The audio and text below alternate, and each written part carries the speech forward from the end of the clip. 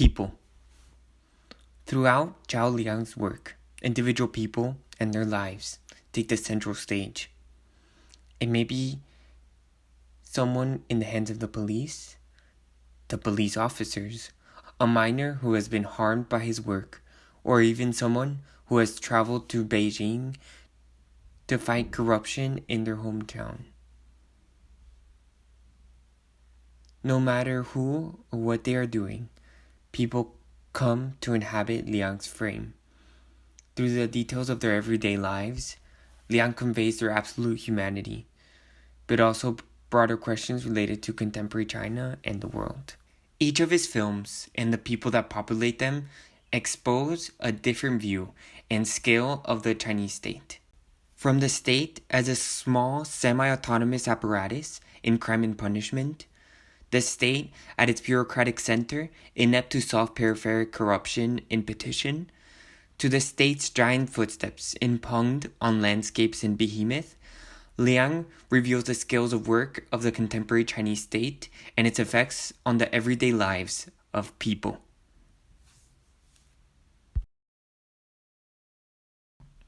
Crime and Punishment follows a group of police officers in a small city bordering North Korea, revealing the mechanisms of work and power of this small state apparatus. Harassing, deciding the fate of their detainees, and selectively applying laws. The officers are shown to have autonomy over various decisions related to people's lives, yet there are limitations and complications. Negotiation is seen when the wives of 3 people convicted reduce their husband's fine by threatening to report the officers for torture. Powerlessness is revealed when an officer has a long emotional breakdown after being discharged. The officers are shown in exaggerated detail, hinted to be somewhat victims of the systems they are part of and aggressors in.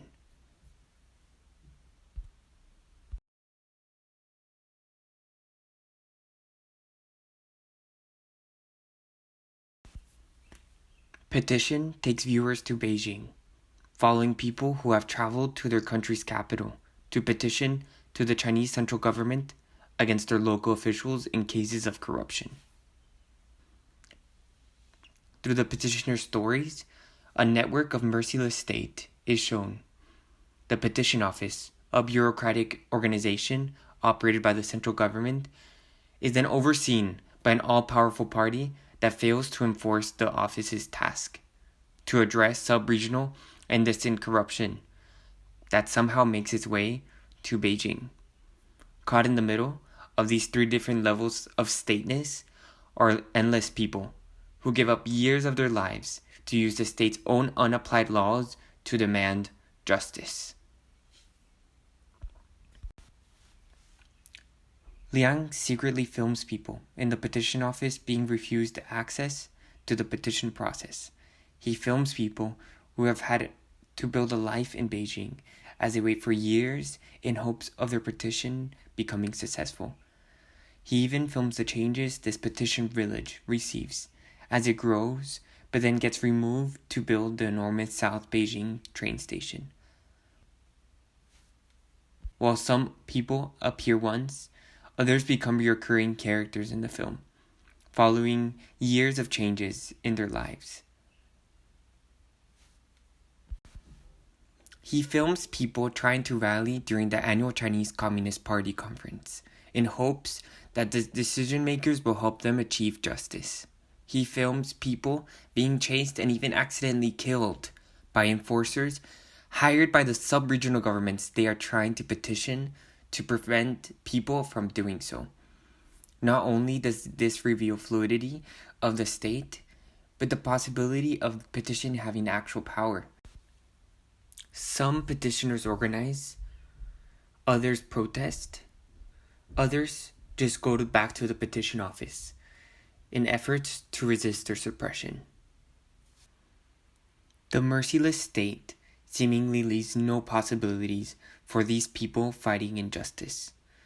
Like the many trains present in the film, it continues on, leaving some people on the complete margins.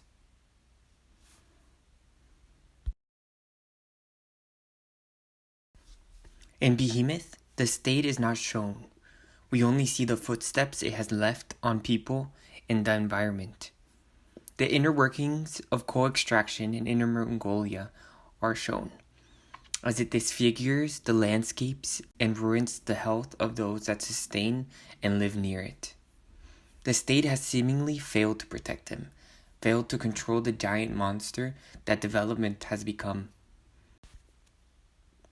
Juxtaposed with scenes of mines, mine workers, and the steepies that are left, are shots of an abandoned city, revealing the state's mistakes, but also raising bigger questions about waste and who mega extraction is benefiting.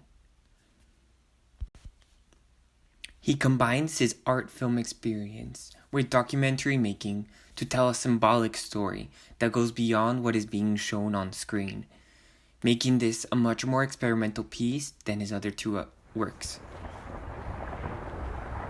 曾经，我们在因太阳而喜悦的甜美空气中歌唱，而此刻，我却在破碎的土地上哀伤。His most universal film asks the viewer to question the premises of the world we have built, meditating on the aesthetics of anthropogenic destruction.